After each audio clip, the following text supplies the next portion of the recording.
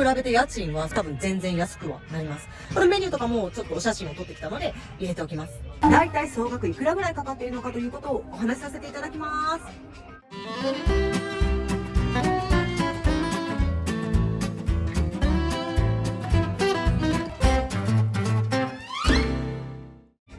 ボンジュールトゥータカコです。ということで皆様お元気でしょうか。今回はですね、とりあえず着いてから1週間、だいたい総額いくらぐらいかかっているのかということをお話しさせていただきます。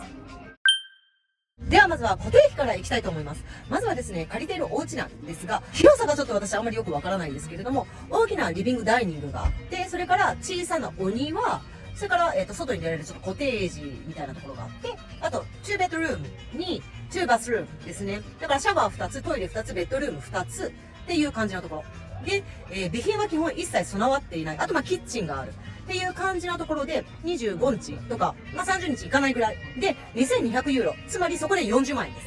で、シャワーとかお風呂も2つずつあるんですけど、すべてがきちんと整ってるかっていうと、お風呂の蓋はまず、蓋っていうか線がなくて、お風呂まず入れなくて。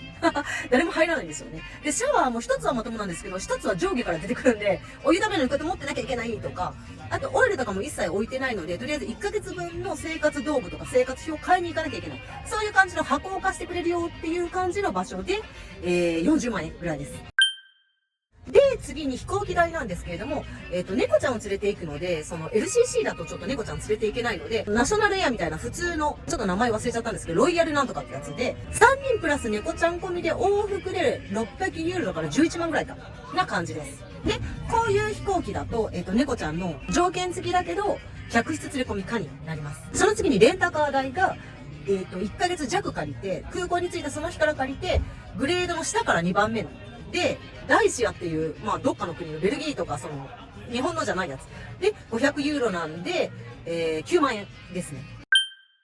現地のモロッコ人の方で、一応週6日来てくださって、お掃除とかご飯作りをしてくださる。で、実質は仕事したら帰られるので、実質稼働が4、5時間で500ユーロ。なので9万円でお願いをさせていただいてます。それから、JJ ですね、猫ちゃんを連れてくるのに、いろいろ国によって条件が違うんですけれども、EU 圏から EU 圏ではない、モロッコに連れてくるにあたって3ヶ月前以上にまず狂犬病ワクチンで、抗体があるのを検査して、その後いろいろやってとか、連れてくる直前に健康診断してっていうことをすると、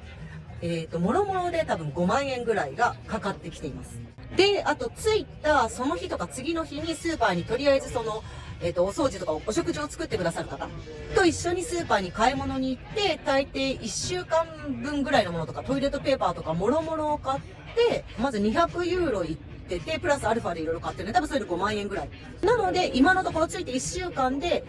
トータルコストで見ると、お家が40万、車とお手伝いをしてくださる方ので、20万ぐらい。で、フライトで600ユーロだから11万円。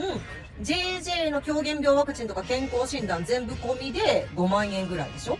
それから買い出しで多分5万円ぐらい。トータルで今のところちょこちょこ買うのも入れて5万円ぐらい。だから40万足す20万足すフライトで11万に JJ の5万円で76万に、もろもろの食材とかで、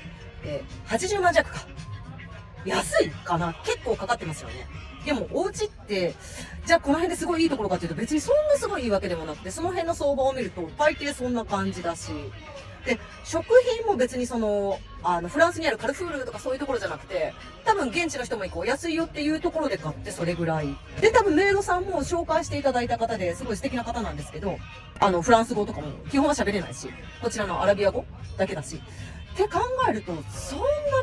お安いっていう感じじゃないと思うんです。で、さらにこれに、子供学校に入れてるので、学校費とかまた別でかかってくる感じです。皆さんいかがでしょう？思ったより安かったでしょうか？思ったより高かったでしょうか？思った通りだったでしょうか？私もアフリカという国は初めてなので、ちょっと比較があれなんですけど、ただ例えば外食とかは、フランス語とイングリッシュメニューのところでも、すごく市街地とか、すごくいいところじゃなければ、パリよりは全然安い感じにはなると思います。なのでこの地元の方が行かれるところだと、多分もっともっとお安くはなるんだろうなという感覚です。このメニューとかもちょっとお写真を撮ってきたので入れておきます。た例えば車なぜ借りたって言うと足がないともうどうにもならない。地下鉄とか何もないんでもうどうにもならないし、今回滞在しているのは市街地ではないので、ベッドタウンなんで、まず本当に送り迎えも毎日車で行ってるっていうのが一つ。それから、パリと比べて家賃は、それはパリに比べれば多分全然安くはなります。パリの1区だと多分1泊借りるとエアビーで350ユーロとかなんで、7万円いかないぐらいはすると思うから、一月借りると9000ユーロにはなるので、それよりは全然安いですけど、場所がね、多分全然違うっていうのがあると思います。